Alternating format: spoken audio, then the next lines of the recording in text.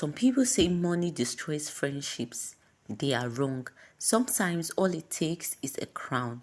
Before the cameras, the glittering gowns, and the flashing lights, there were three ordinary girls whose names were never spoken without the other: Amara, Maya, Lina. In their neighborhood, people didn't call them best friends, they called them sisters. If Amara was eating, there were three plates on the table. If Maya celebrated her birthday, there were three candles to blow out. If Lina cried, three hearts broke. For nearly 20 years, life had failed to separate them. Not poverty, not jealousy, not love, not distance. Everyone believed nothing ever could. The three young women weren't rich, but they had never allowed their circumstances to define them. They worked honest jobs, laughed over cheap street food, shared clothes, borrowed each other's shoes, and spent countless evenings dreaming about the future. We'll make it one day, Maya would always say. And when we do, Amara replied, we'll make it together. Forever, Lina would add. It wasn't just a promise, it became their way of life. Then, one ordinary afternoon, fate knocked. Maya burst into their favorite cafe, breathless, her phone clutched tightly in her hand. Girls, I just found out something, Amara laughed. Looking at your face, either you've won the lottery or the president called. Better. Maya placed the phone on the table. A brightly colored advertisement filled the screen. The International Queen Beauty Pageant. Grand prize 50 million naira, a luxury car, an ambassadorial contract, and international endorsement. Lina read the advice twice. Amara read it three times. Then Maya smiled. Look at us. The three women looked at each other. We are young. We are beautiful. We have always dreamed of changing our lives. There are three of us. What if one of us wins? The question lingered in the air. For days, they debated. The competition would cost money. They would need new dresses, travel expenses, registration fees, professional photographs. It wasn't a small decision, but every dream demands a price. So they dipped into their savings, bought elegant gowns, practiced their walks, perfected their smiles, and on the morning they left for the city. They locked arms one last time. No matter what happens, Amara whispered, the friendship comes first.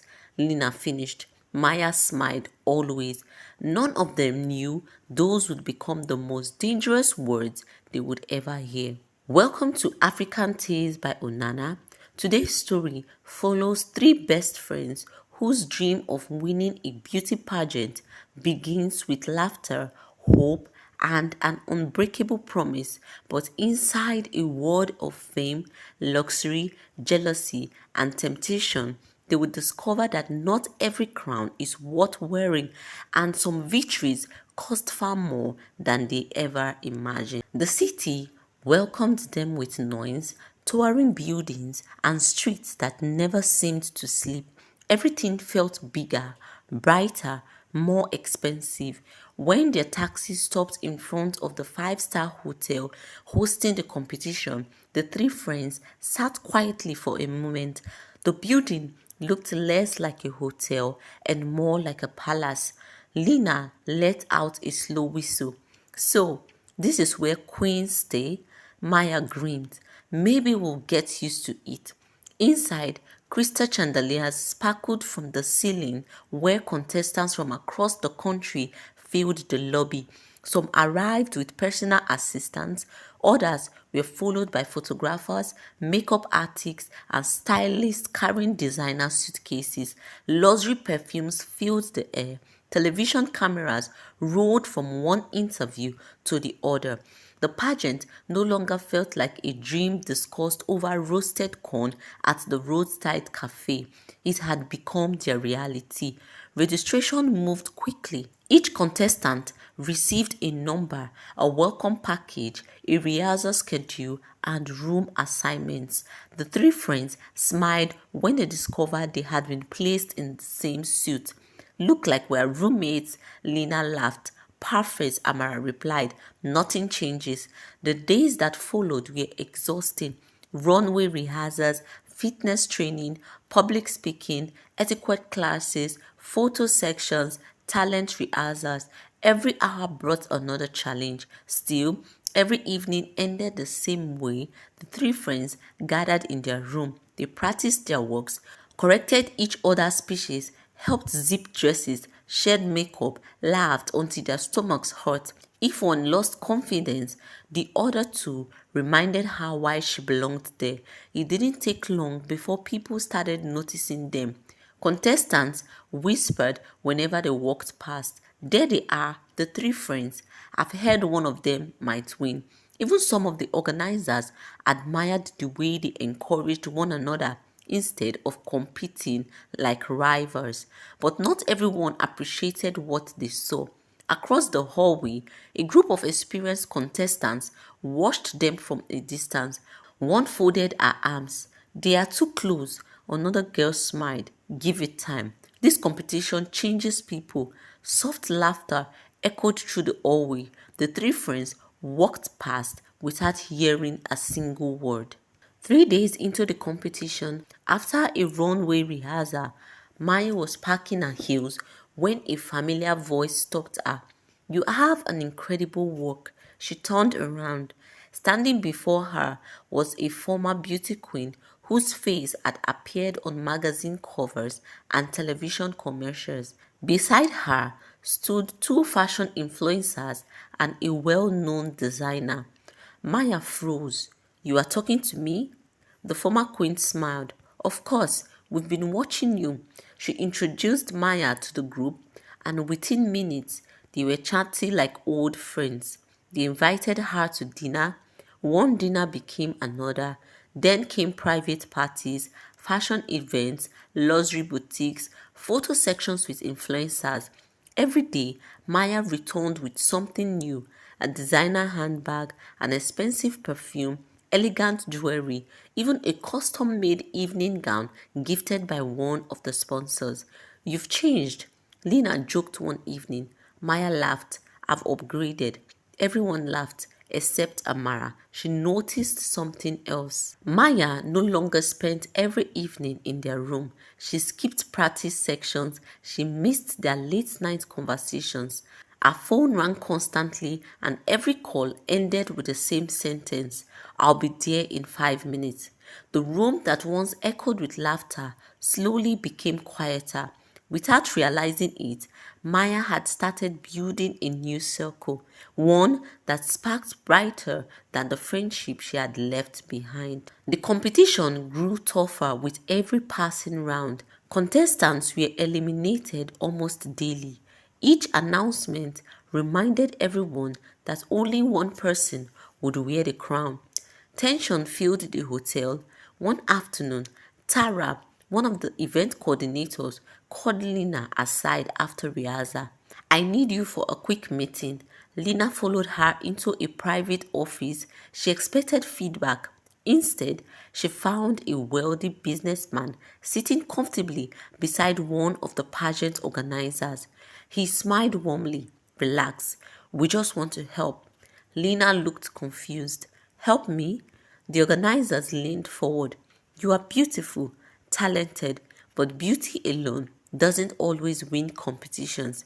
The businessman slid a business card across the table.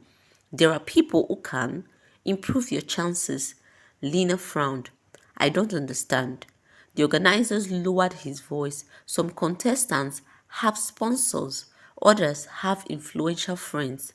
If you can raise the right amount of money, certain doors become easier to open. Silence filled the room. Lena stared at the card without touching it. The businessman smiled again. Think about your family. Think about everything this crown could change. You don't have to answer today. As Lena walked back to her room, the card remained tightly clutched in her hand. She wanted to throw it away. Instead, she slipped it into her handbag. Amara noticed the changes long before anyone else. Dinner was no longer the three of them sitting together. Sometimes Maya didn't show up. Other times, Lina claimed she wasn't hungry. The room that once overflowed with laughter had become strangely quiet. One evening, Amara knocked gently on Maya's door. No answer. She called her phone straight to voicemail. An hour later, Maya walked into the hotel wearing another stunning designer outfit. You missed practice, Amara said. I was busy. With your new friends, Maya said. They are helping me build connections. We're supposed to be helping each other, Amara replied softly. Maya sighed. Amara, this is a national competition. I can't spend every minute sitting in our room. The words were cruel, but they stung. Later that night, Amara found Lina sitting alone on the balcony. You've been quiet lately. I'm fine. You know you don't have to lie to me. Lina forced a smile. I am just thinking. About what? Lina looked towards the city lights stretching across the skyline. What if being honest isn't enough? Amara frowned. What do you mean? Lina quickly shook her head. Nothing. She stood up. I'm tired. As Lina walked back inside, Amara remained on the balcony. The city glittered below. Inside the hotel, hundreds of contestants chased the same dream. Some wanted fame, some wanted money, some wanted the crown. Amara wanted something much simpler. She wanted to leave the competition with the same two friends she had arrived with. Deep down, she was beginning to wonder if that was still possible. The semi-finalists had just been announced. Cheers erupted across the ballroom. One by one, names echoed through the speakers. Contestant number 14, Maya, applauds. Contestant number 24, Amara, more applauds. A brief pause followed. Contestant number 33, Lina. The three friends had all survived another round. Months ago, they would have celebrated together. Instead, each reacted differently. Maya hurried towards a group of celebrities waiting near the stage. Lina quietly checked her phone. Amara stood alone. During lunch, Amara finally confronted her. Can we talk? Maya barely looked up from her phone. I'm listening. I miss my friend. Maya sighed. Amara, why do you keep making this emotional? Because we're supposed to be doing this together. We are? He doesn't feel like it. Maya slipped her phone into her handbag. This competition is changing our lives. You should change with it. Amara stared at her in disbelief. So that's it? You've already chosen your new family. Maya's expression hardened. I've chosen my future. The words landed like a slap. Nearby contestants fell silent. No one expected the famous trio to argue. Amara walked away without saying another word. For the first time since childhood, she cried without either of her best friends beside her. Lina hadn't slept properly in days. The business card remained hidden inside her handbag. Every time she looked at it, the offer sounded more tempting. One payment, one favor, one guaranteed crown. She finally dialed the number. A meeting was arranged that evening. She arrived wearing sunglasses, hoping no one could recognize her. Unfortunately, someone did. Amara. She had been returning from rehearsal when she saw Lina entering a private conference room with one of the organizers. Something didn't feel right. She waited outside. A few minutes later, the door opened slightly. The judges had already been informed. Your sponsorship will be processed. You have nothing to worry about. Amara's heart sank. She couldn't believe what she was hearing. Before she could leave, another contestant stepped into the hallway, then another. Within minutes, whispers spread through the hotel. Someone was trying to buy the crown. By the next morning, the rumor had reached the pageant committee. An emergency investigation began. Contestants were questioned, phones were examined, security footage were reviewed. The truth didn't stay hidden for long. Lina was called onto the stage before every contestant. The chairman spoke calmly. Our competition stands for integrity. We have confirmed that contestant number 33 attempted to influence the outcome of this pageant. The room fell silent. Lina, you are hereby disqualified. She broke down instantly. Years of dreaming gone in a single moment. Only four contestants remained in the final round. The audience could hardly contain their excitement. The final question appeared on the grand screen. What is the greatest achievement a person can have? Maya answered confidently, success is the greatest achievement because success earns respect. The audience applauded. Then it was Amara's turn. She took a deep breath. My answer is character. The room became still. Money can disappear, beauty fades, fame comes and goes, but your character follows you everywhere. She paused. If becoming successful means losing the people who loved you before the world knew your name, then the price is simply too high. Several judges nodded quietly. Even Maya lowered her eyes. Moments later, the host returned with the envelope. The winner of this year's National Queen Beauty Pageant is Amara. The ballroom exploded with applause as the crown rested on her head. Amara smiled through tears. She had won the competition, but standing on that stage, the victory didn't feel complete because the two people she had wanted beside her were no longer standing with her. Winning the crown was supposed to be the happiest day of Amara's life. Instead, the celebration felt strangely quiet. Reporters surrounded her, cameras flashed from every direction. The organizers congratulated her. Everyone wanted a picture with the new queen, yet her eyes kept searching the crowd. She already knew who was missing. Maya had left before the ceremony ended. Lina slipped away moments after her disqualification. The stage was full, her heart wasn't. Weeks passed. Amara fulfilled her duties as the new queen. She visited schools, attended charity events, signed endorsement deals, appeared on television. The life she had dreamed of was finally hers. But success had taught her something no pageant ever could. Achievement meant little when there was no one to celebrate them with. Maya's glorious new world didn't last. The celebrities who had once invited her to exclusive parties stopped calling, the sponsors found newer faces, the designer gifts disappeared. One by one, the people who had made her feel important simply moved on. She wasn't part of their circle. She had only been useful while the competition lasted. One evening, Maya sat alone in her apartment, scrolling through old photos on her phone. There they were, three girls, three smiles, three dreams. She stared at the screen until tears blurred the image. I traded forever for something that didn't even last. Lina's journey was even harder. News of her disqualification spread quickly. People who had once admired her now whispered behind her back. She avoided social media, she avoided interviews, most of all, she avoided her own reflection. The mistake she thought would secure her future had stolen her peace instead. Several months later, Maya stood outside Amara's house. Lina stood beside her. Neither of them spoke. Both wondered if they had arrived too late. Maya finally knocked. The door opened. Amara looked at them in silence. No anger, no bitterness, just quiet surprise. Maya lowered her head.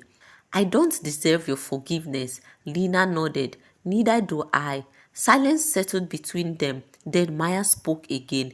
I thought success meant standing with famous people. Lina wiped away a tear. I thought winning was all that mattered. Amara listened without interrupting. We forgot the people who were cheering for us before anyone else knew our names. Another long silence followed. Then Amara stepped forward. She wrapped her hands around both of them. The three friends stood there crying together, no cameras, no applause, no glittering crown, just three women who had finally understood what they almost lost. Some victories fill your bank account, some victories earn applause, but the greatest victories bring you back to the people who truly love you. And on that quiet afternoon, the friendship they thought was gone forever found its way home. What do you think? Did Maya and Lina deserve Amara's forgiveness? Let us know in the comments below. And if you enjoyed the story, don't forget to like, subscribe, and share it with someone who believes true friendship is priceless.